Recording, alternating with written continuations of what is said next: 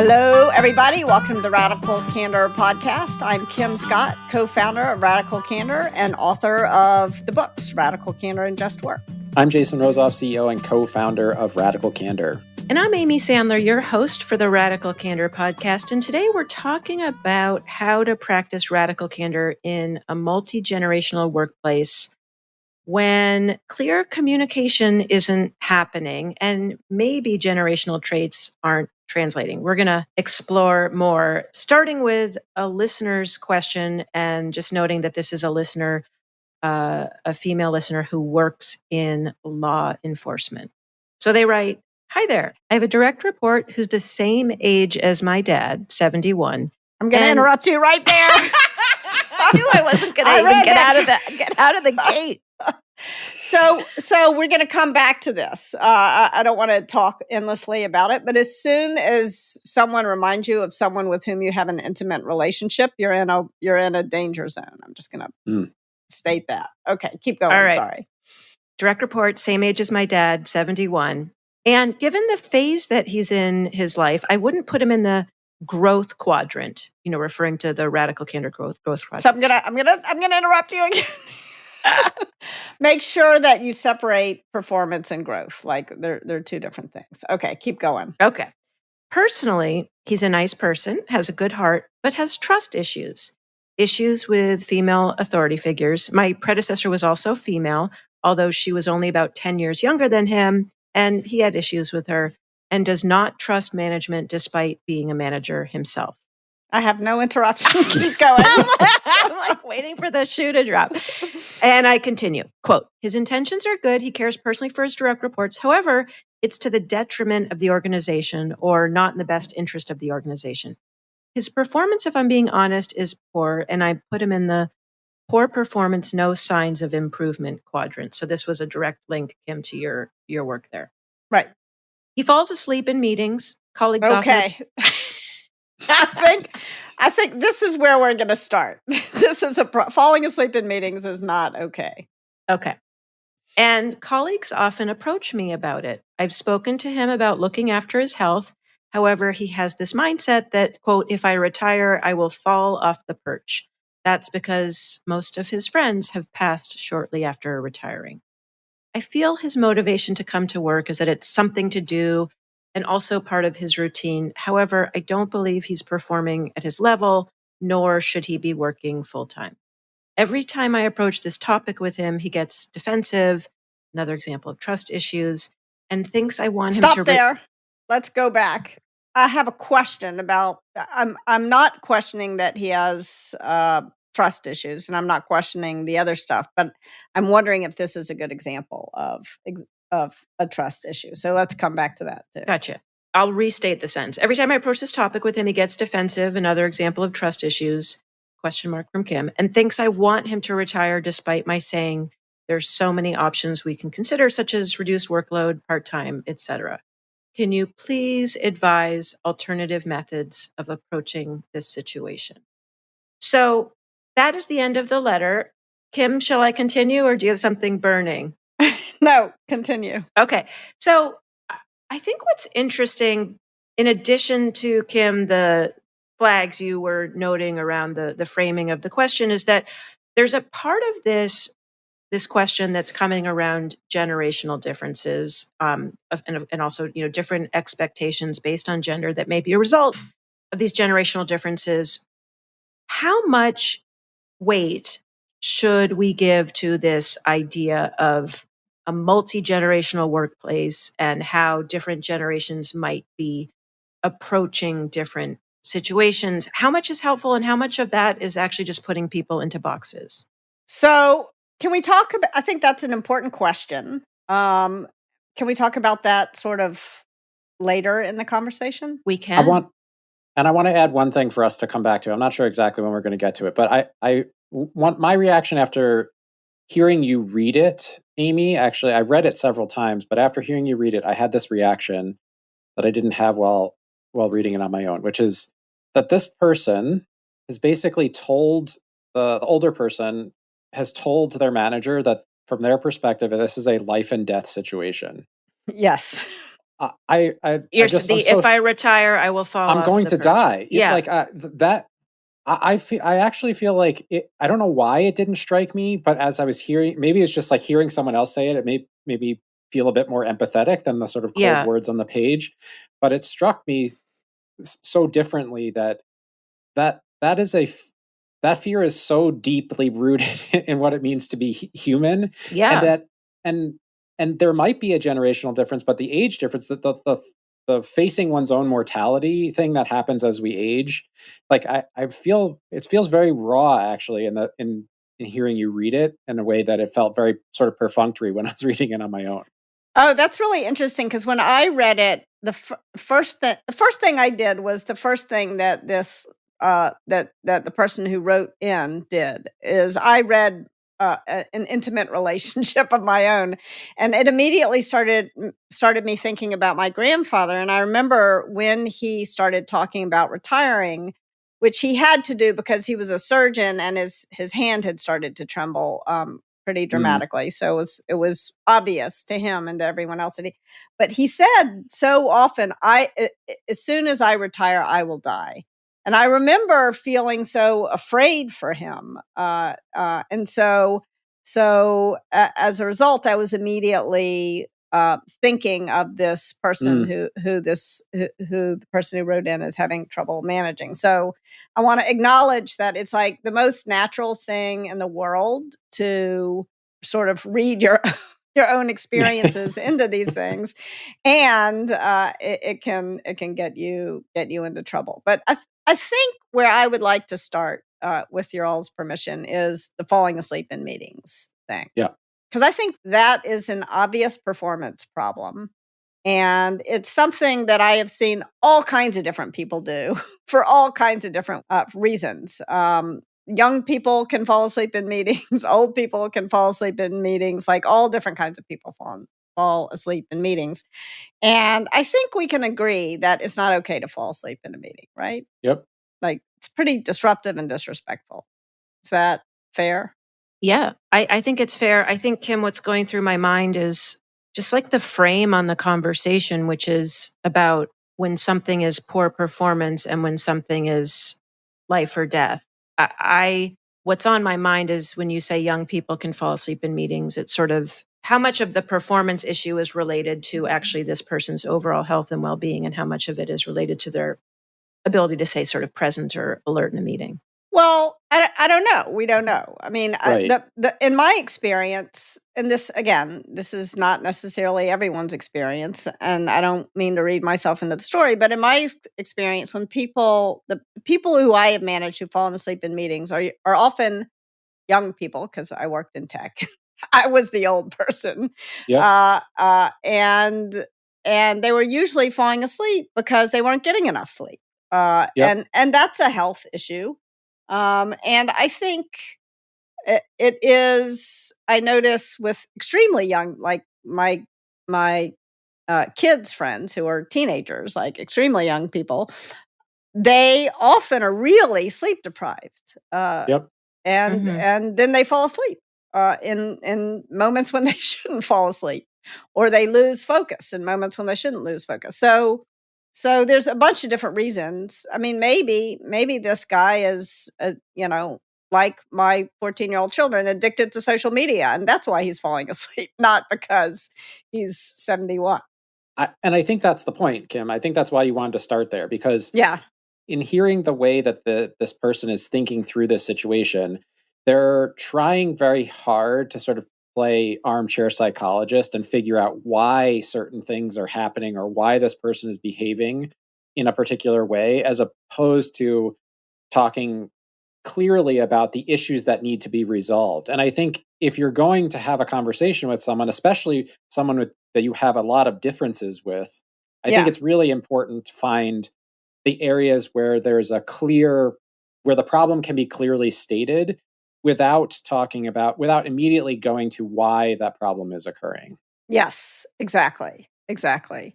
And so I think the place to start is, I mean, because there are other issues that need to be addressed. Like, it sounds like another problem, a separate problem, is that the person who wrote in feels that this man doesn't respect her authority. And that's an issue Mhm. that also that's hard for her, and it needs to be addressed. But I think the place to start is simply by asking, you're falling asleep often in meetings. What's going on?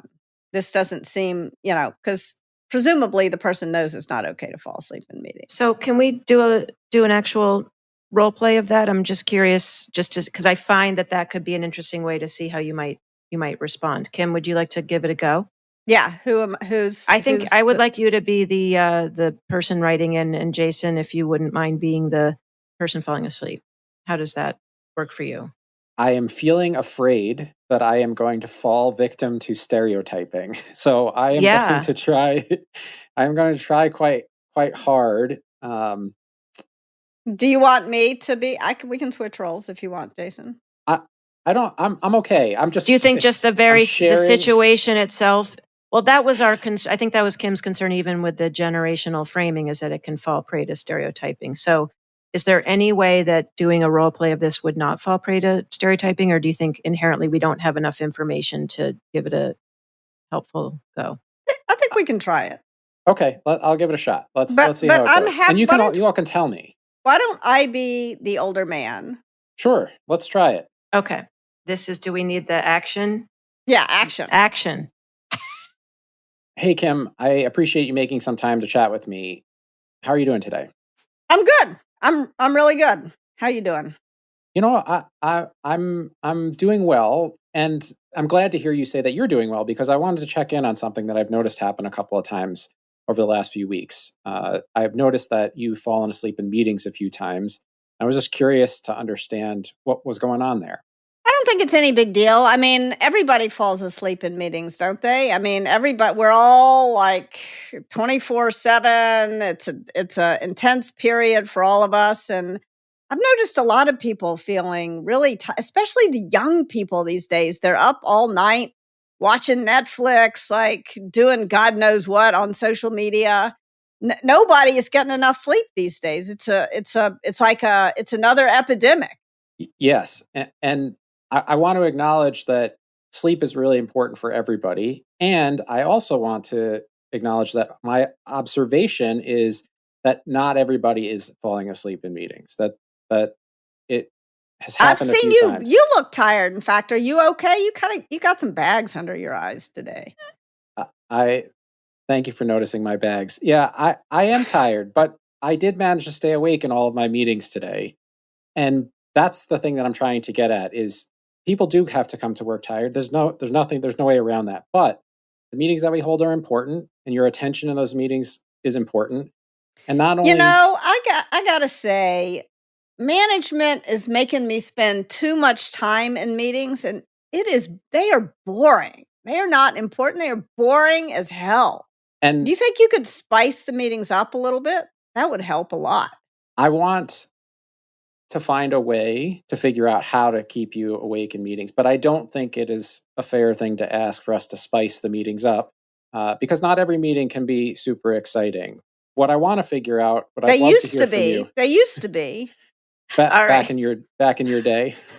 Should we put a pause here? Yeah. There's a back in my day subtext to all of that. Jason, I think you did a really good job. And I did too. I'm going to say that I think I did a pretty good job making your life hell. You did a great job, Kim. I was really enjoying it. That's the kind of conversation where my mind is like, what is a way in? What's like, a way in? Where is is there just a chip in the defenses that we can explore to see if there's a way in? And sometimes there's not. Like one of the things that I like about stopping the role play there is that sometimes feedback conversations like that really don't go anywhere. Mm-hmm. But that doesn't mean that doesn't mean they had no effect. I think that's, and it doesn't mean you did a bad job. It means that I'm defensive because I believe I'm protecting my life. And that's why I was being so defensive I was afraid that you were going to tell me I had to retire, and I was afraid that I would die if I retire. And therefore I'm throwing up every defense, even if I'd rather you think I'm an asshole than die. Right. And so that was kind of, which seems fair. Yeah.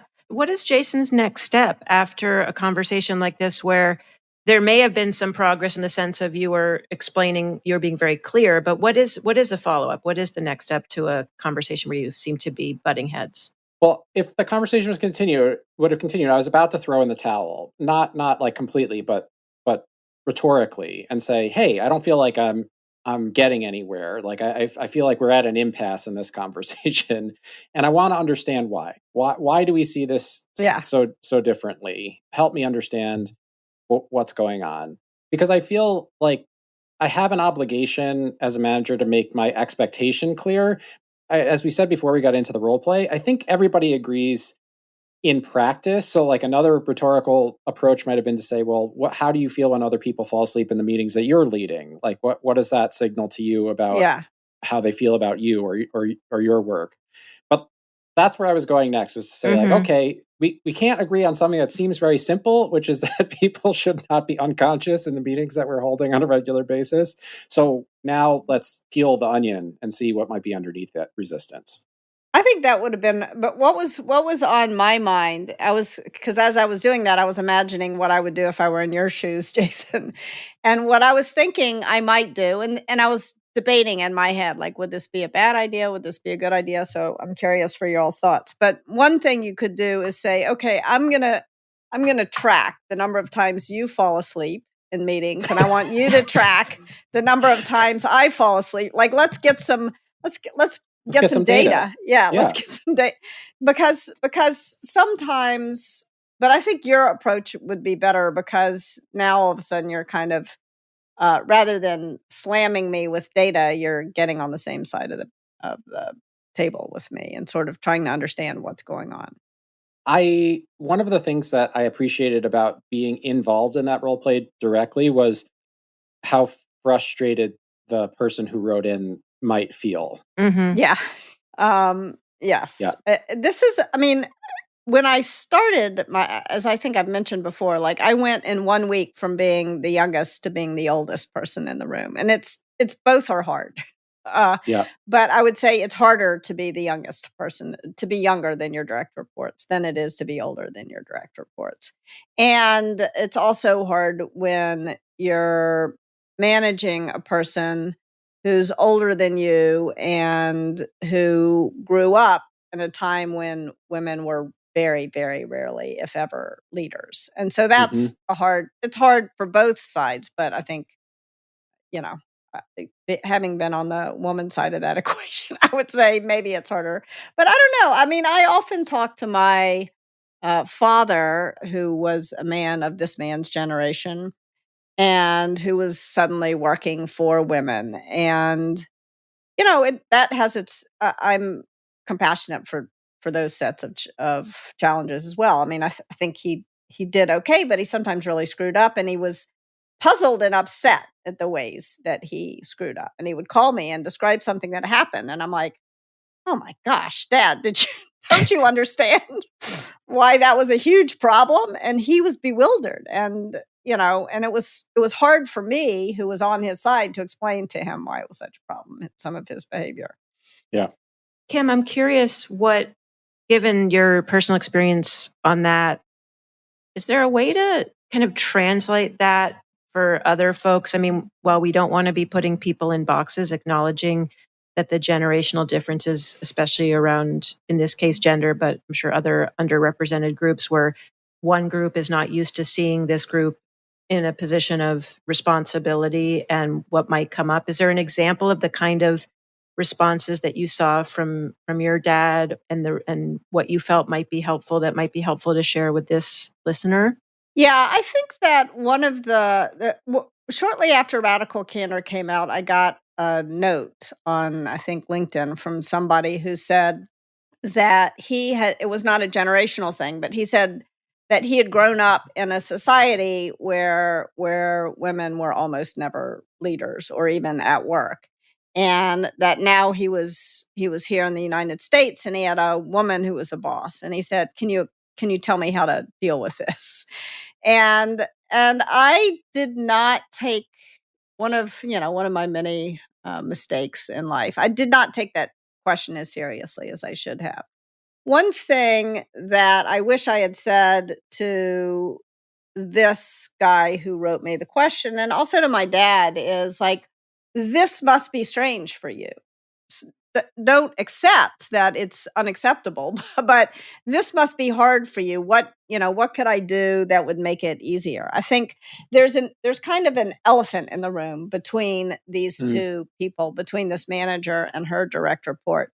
And I think the more you can just sort of talk about it openly, the easier it's get. Pretending that it's not an issue is a problem. The other thing that I would say is, don't say you don't seem to respect women leaders. Like it's almost impossible to imagine a scenario in which you would say, yeah, you're right, I don't.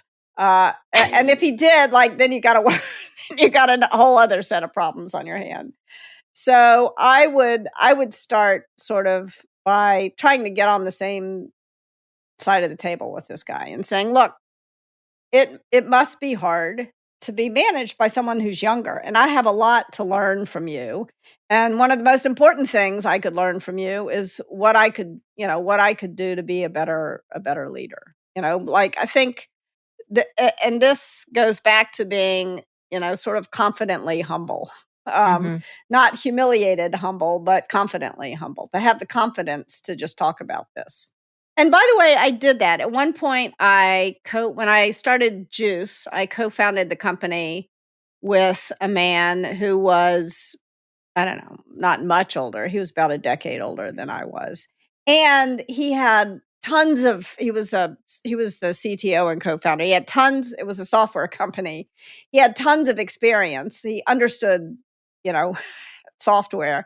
And I had studied Russian literature. Like, so not only was I younger and a woman, I was not technical. And so there were a bunch of reasons why he might not respect my leadership.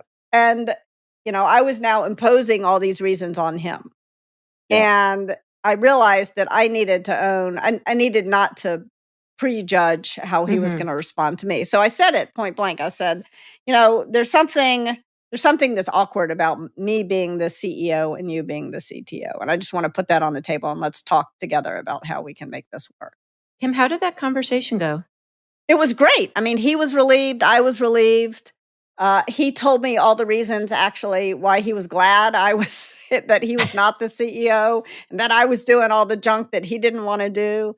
And we worked very well together. We're still friends, So I think it was a good conversation. And I found, and there was another time in my career when I was working for someone, and that person said, the tables could easily be turned here. I could be working for you, so let's figure out how to make this work. I think that is really useful conversation to have.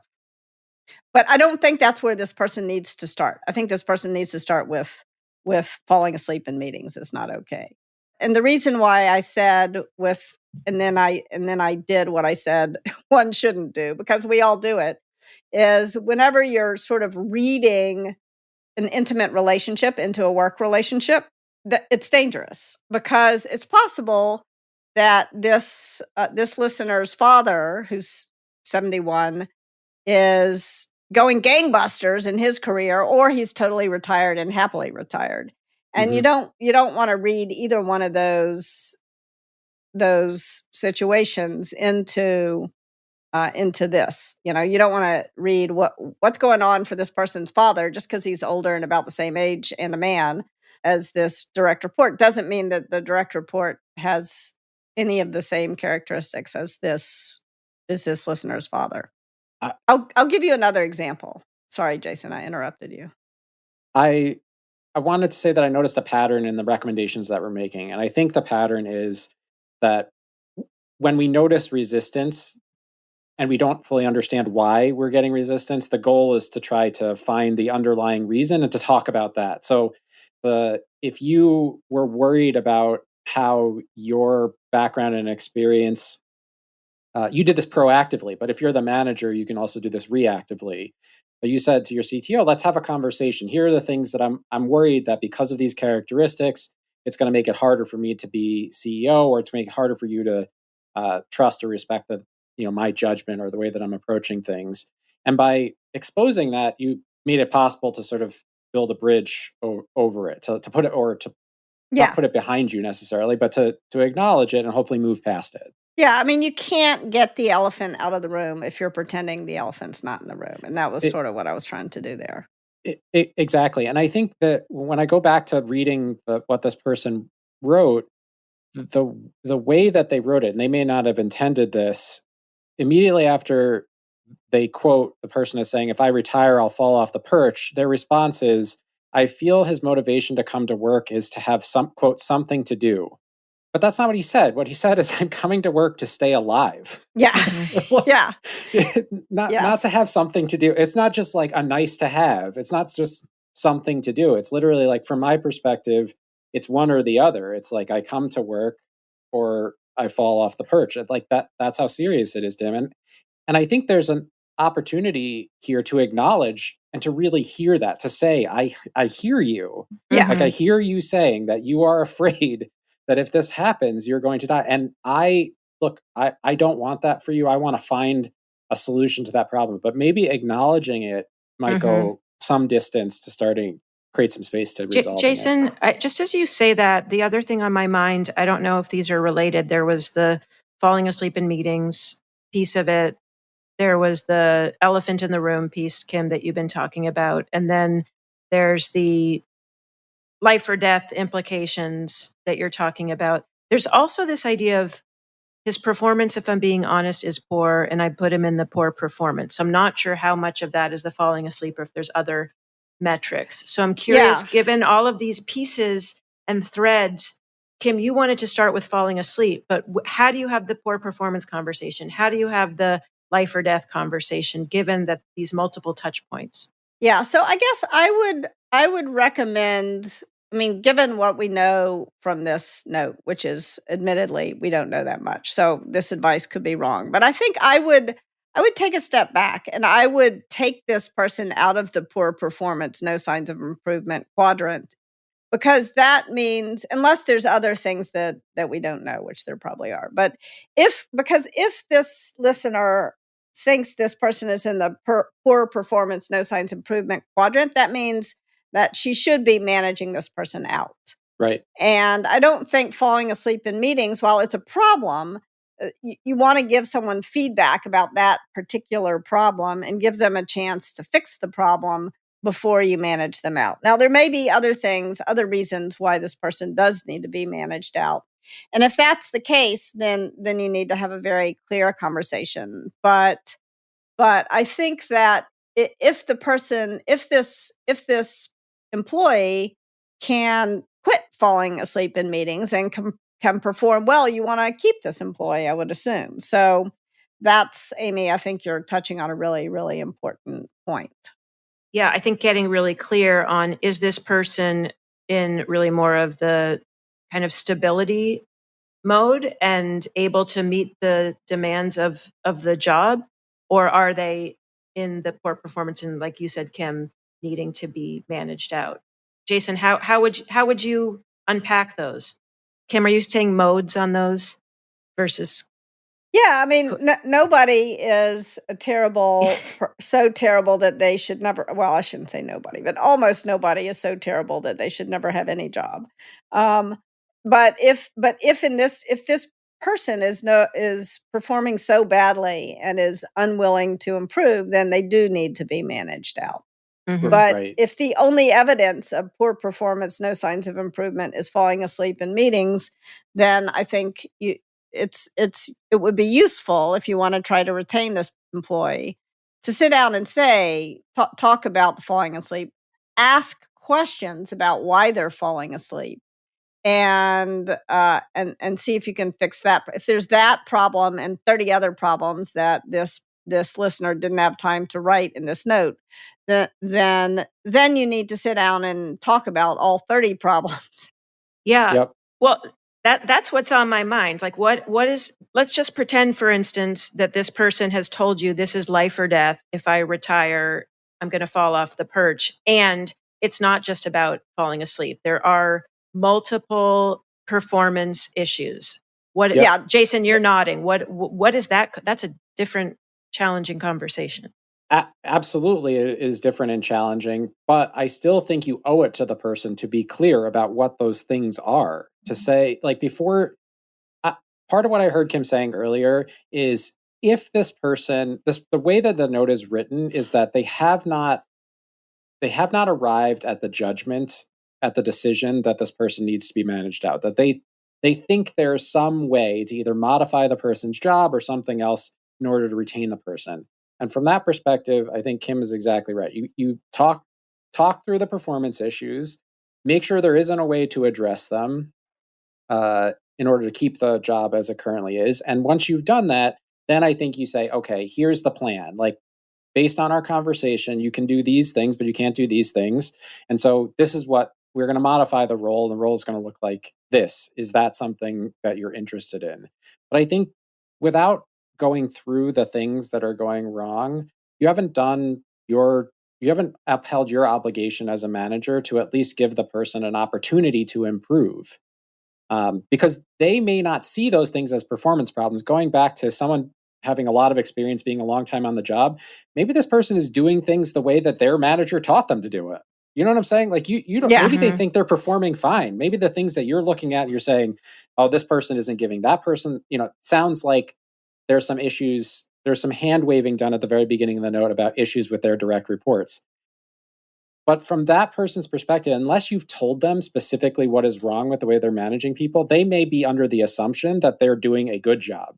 There's a judgment underneath that this person is aware that they're doing a bad job and they just don't care. And I think that's the thing that you have to dispel by being really clear as, like, here are the things that I see as issues. And I want to talk to you about each of them so we can figure out if there's a way to keep you in the current job or if you have to do something different.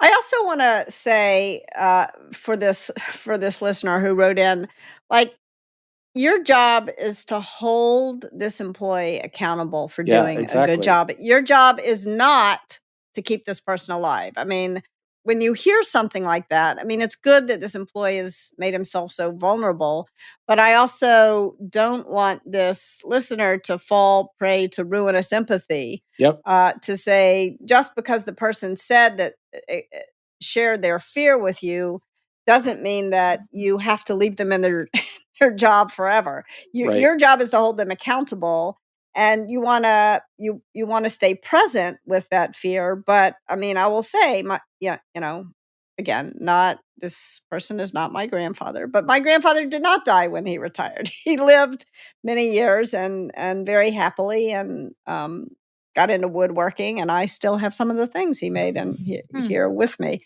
So there's all kinds of, but it's not your job to figure out retirement for this guy, but it is your job to remain compassionate with the fear that this person has. So can I ask you all to do one more role play? Yeah. So I want to call out, just Kim, what you're naming, and from going back to the listener's note, I don't believe he is performing at his level, nor should he be working full time. Then she says, every time I approach this topic with him, he gets defensive, thinks I want him to retire, despite my saying there's so many options we can consider, such as reduced workload, part-time, etc. So the role play I would love to hear is this idea of, I don't think you should be working full time, and the other person saying, you want me to retire, and whatever that. I think it's premature for this person who's writing in to say you shouldn't be working full time. I agree. I think that, and there may or may not be some element of reading her father's situation into this other man's situation. I mean, I will say, whenever I've worked for someone and they start out saying, you remind me of my daughter, I feel like, oh, damn, what's going to happen now, And so I mean, sometimes that's, usually they mean it as, I love my daughter, so obviously I'm caring about you, but often they're they're bringing all kinds of other baggage from their relationship with their daughter into their relationship with me, and I don't want that baggage. Yep. So I think that it's premature for this person to tell her direct report he needs to start working part-time. I think what she needs to do is make a list of the performance issues. It's okay that he doesn't want to grow, but what are the performance issues? Falling asleep is one. My hunch is, given this note, there's probably 10 or 15 others. Make a list of those performance issues and address those with the person, and then work with the person to figure out if they can, what the best way for them to address the performance issues is. Really well said. I'll only add that I feel like this person is sort of caught between ruinous empathy, manipulative insincerity, and potentially like accidental obnoxious aggression. Like they're trapped in the mistake quadrants. And yeah.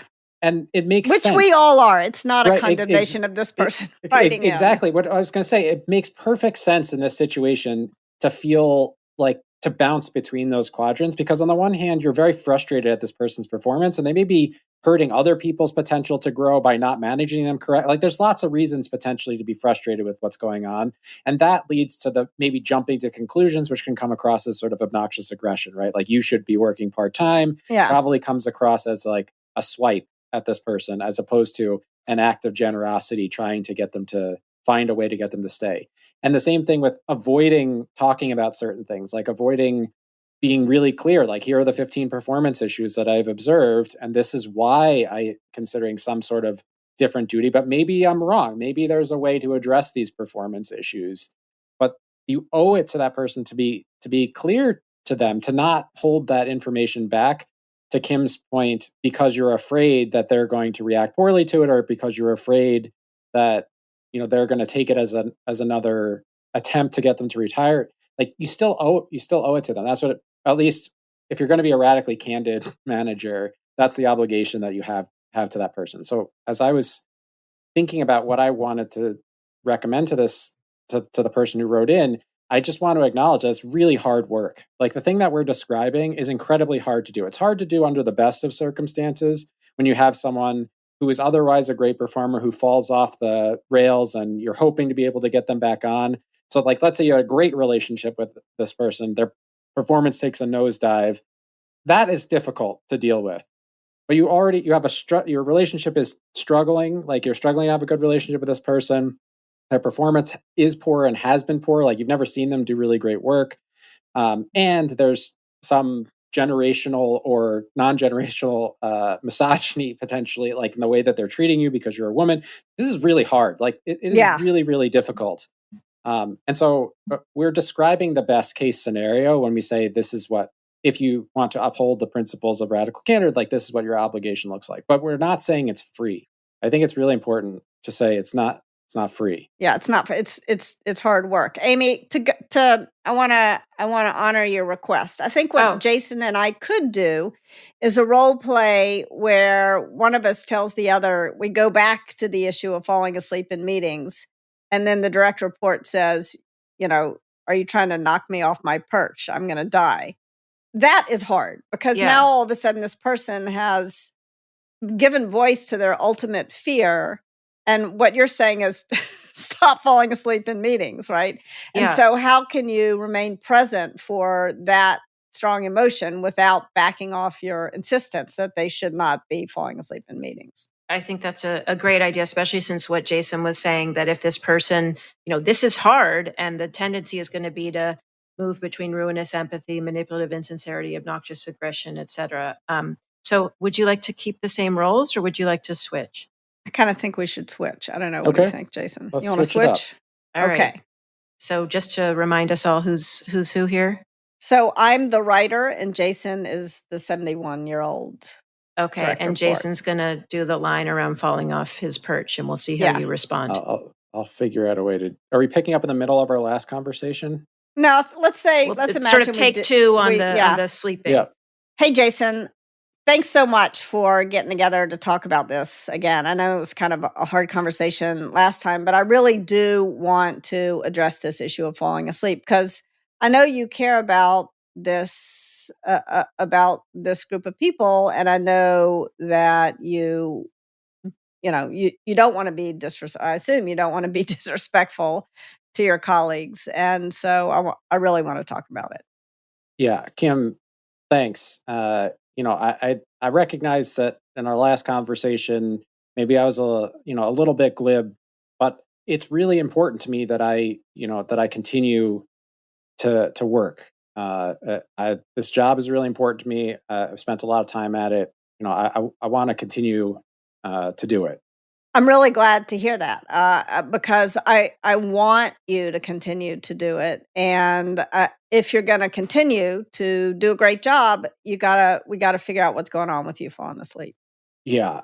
Sometimes when we have these conversations, I think it's easy because you're so young not to imagine what it's like to be my age and in this job. But I'm 71 years old. In the last 10 years, I've lost a lot of friends who they retire and they just don't have anything. They don't have anything left to keep them excited, and they die. I've lost friends after retirement, and I'm really nervous that in addition to doing the job, like I'm really nervous that if I stop, that's going to be it for me. I'm really sorry to hear about your friends. I can't imagine. You're right. I can't imagine what that's like. But I'm sure that it is unbearably hard. And I want you to keep working. Everybody appreciates that you have a good heart, that you have a lot of experience, that we can all learn a lot from you. And I think the best thing you can do to stay in this job is to figure out what's going on, what's making you fall asleep in meetings, and figure out how to stop falling asleep in meetings. Do you think that that is something that you can do? I hear you saying that, and at the same time, I look around and I notice that other folks who have been in the job as long as I have, they're all getting pushed out. So it's hard to believe that that's really all this is about. Is that is a simple performance issue. It's easy for me to imagine that what you're really saying is, I'm putting this on your record so that I have a reason to let you go. I hear you. I hear what you're saying. I want to assure you that we do not have a policy of pushing people out when they're older, and so I can't talk about specific people for privacy reasons, but I want to assure you that I am not trying to push you out, and that we have the same goal, which is to keep you in. And the best way to keep you in is to figure out what's happening when you're falling asleep. So, why don't we say this? I'm not going to put this in any kind of official record, but I want you to go and figure out what you can do so that you're not going to fall asleep in meetings. And I will, with your permission, keep track of the number of times you do fall asleep so that you're aware of it, so that we're not pretending, because I don't wanna pretend it's not happening. Like, the fastest path to having to leave the job is not to perform in the job. And this falling asleep is a big performance problem that you have, and I want you to fix it. I think it's probably fixable, but not if we pretend like it's not happening. All right, Kim. Thanks. I can do that. All right, and That scene. that was great.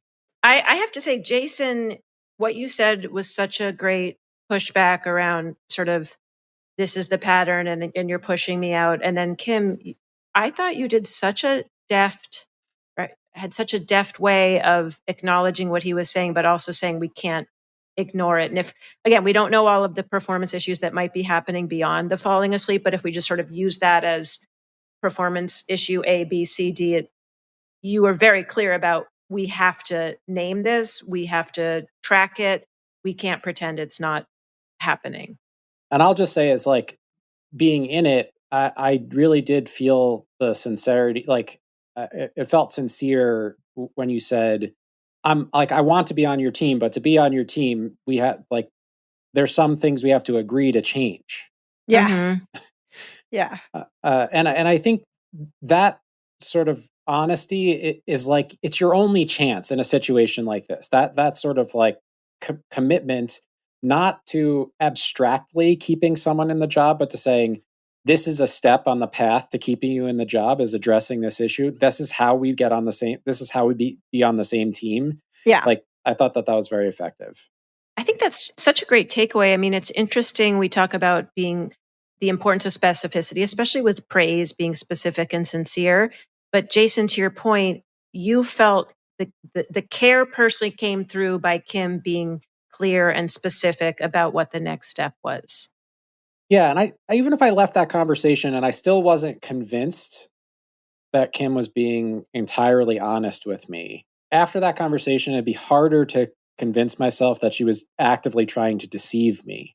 That could be the elephant in the room, is like, maybe, that this person's baggage may be well earned with their previous Yeah. manager, and it may have nothing to do with the fact that they were a woman. Maybe maybe there's other things going on. And my guess is that it's probably rare that that kind of directness, that kind of clarity occurs. I mean, it's rare in any workplace that I've ever worked in. So even though it's anecdotal, I feel like I have enough years to know that it's rare to get that kind of clear guidance from somebody else. What did you all think of my commitment not to putting the falling asleep in any kind of record right away? I mean, that was a risk. I was like, I was, because you do, I did say I was going to track it, but I'm going to keep this between you and me for a while and give you a chance to fix the problem without putting it into your record. Given all the rest of the history, I think that is the only. I heard the risk as you were saying it, and I was like, I don't know. I can't think of a better way to approach it. And the reason why is, like, documenting it is only going to be there at this point, is only really going to be there to cover your ass later. Yeah. To say, like, I knew about this and I documented it. It's not going to fix it. It's not going to help your relationship. It's not going to increase the chances that the person performs better. I think it was a calculated risk, but one that I probably would have taken also. Yeah, I won't speak to like the HR legal part, but I will say specifically to what the listener wrote in multiple times about trust. I mean, to me, that's a real trust builder, that you're sharing this information to help them get better. Like, that to me amplifies what Jason was saying, which is, I feel like you're saying this to help me get better, not to, quote, push me out. To me, it was a direct response to him saying, people have been pushed out. Yeah. This also raises another issue, which is that the core of Radical Candor is about these impromptu conversations, and that are meant to help a person develop. And that's different from a formal performance management system. And I think it's really important that you build trust with these informal conversations, and that you have a bunch of those conversations before you start putting things in these formal systems, because there is so much mistrust for the formal systems. And if you allow that formal system to get in between you and the relationship that you're forming with this person, it's all over. So we started this conversation with a frame around generational differences. How do we manage a multi-generational workplace? We kind of touched on it. Our conversation went in a different direction, which we always appreciate the agility and the value of having these conversations in the role play, is really seeing what really happens. And what we discovered was that there's a lot under the surface here of what we bring into these conversations, even if we are not always conscious of that. So just want to say we will be following up with some more content around multi-generational workplaces. But in the meantime, we're going to move us on to our Radical Candor checklist. We want you to have tips to use to start putting Radical Candor into practice. Tip number 1, name the elephant in the room. If you refuse to acknowledge that it's there, you cannot get it out. Tip number 2, if you're committed to being radically candid, one part of this, if you're addressing performance issues, is to make a list. Be really clear about what the performance issues are. So in this case, falling asleep was one of these issues. Falling asleep in meetings was one of these issues. There might be several others. Getting clear, getting specific, and being committed to sharing these with the other person. We want to acknowledge this can be hard work. Under the best of circumstances, it can be difficult, even if it's someone you do have a great relationship with. But if you've been struggling to have a good relationship with a direct report, if the performance is and has been poor since day one, and there might be some other areas of difference, whether generational, around gender, et cetera, this can be really hard. And we still owe it to this person to be clear, even if we might be afraid of them reacting poorly. Tip number 3, look for an opportunity to be on the same team. When you leave the conversation, be really clear about how you're going to be working together collaboratively to help this person resolve the performance issue. Kim did this really expertly in our role play. It goes a long way to building trust, to be clear about how not only what the problem is, but how you are going to support the person in solving it. Tip number 4, be really clear in your mind whether you're having a development conversation or a performance management conversation. And if you go in having a performance management conversation, ask yourself the question, have I had the development conversations? Have I told the person this and given them the opportunity to fix it before it becomes some sort of a formal process? And if you haven't, then don't have the performance conversation, have the development conversation. I think it's so important to remember that these formal processes can come in between you and your relationship. Don't let that happen. For more tips, you can go to radicalcandor.com/resources, download our free learning guides, sign up for Radical Candor on Masterclass, get our lit video book.